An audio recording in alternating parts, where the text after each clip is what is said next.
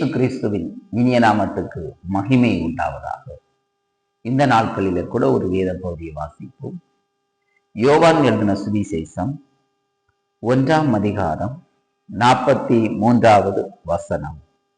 மறுநாளிலே இயேசு கலிலியோவுக்கு போக மனதாயிருந்து பிலிப்பை கண்டு, நீ என் பின்னே சென்று வா என்றார். இயேசு பிலிப்பை கண்டு தேவனுடைய ராஜ்யத்தை கட்டும்படியாகவும் தேவனோடு ஒரு உறவாடுகிற அனுபவங்களோடு சொல்லிக் கொடுக்கவும் இயேசு அவனை அழைத்து கொண்டு போகிறதை பார்க்க முடிகிறது. ஒரு மேய்ப்பன் தன் ஆடுகளை அழைத்து கொண்டு போகும்போது தன்னுடைய ஆடை இந்த பக்கம் வா அந்த பக்கம் வா என்று அழைக்கும் போது அந்த ஆடு தன்னை செவி கொடுத்து அது பிரகாரமே இந்த ஆடுகள் வந்து கொண்டிருக்கும். நாம் பார்த்திருப்போம். ஆடு மேய்க்கிறவரோடு நாம் பழகியிருந்தால் அவங்களுக்கு செவி கொடுத்து ஆடு பின்பாகவே கடந்து வரும்.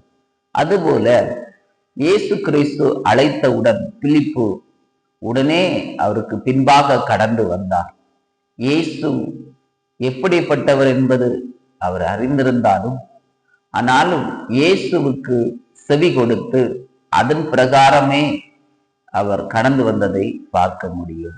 நாம் இன்று எதைக்கு பின்பாக கடந்து போகிறோம்? பணத்துக்கு பின்பாகவா, செல்வத்தை பின்பாகவா, இல்லாவிட்டால் ஆடம்பரமான வாழ்க்கைக்கு பின்பாகவா கடந்து போகிறோம்? ஒன்று சிந்தித்து பாருங்கள். இயேசுவுக்கு பின்பாக கடந்து வாருங்கள். கர்த்தர் நிச்சயமாகவே ஆசீர்வதிப்பார்.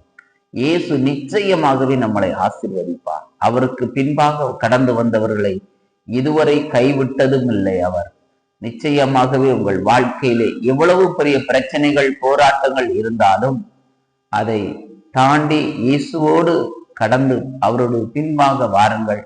நிச்சயமாக உங்கள் வாழ்க்கையை கர்த்தர் உயர்த்துவார், ஆசீர்வதிப்பார்.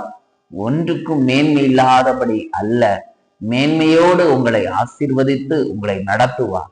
நிச்சயமாகவே நடத்துவார். நிச்சயமாகவே கர்த்தர் உங்களை ஆசீர்வதித்து நடத்துவார். அப்படி இந்த வார்த்தை மூலம் கர்த்தர் உங்களை ஆசீர்வதிப்பாராக. ஆமென்.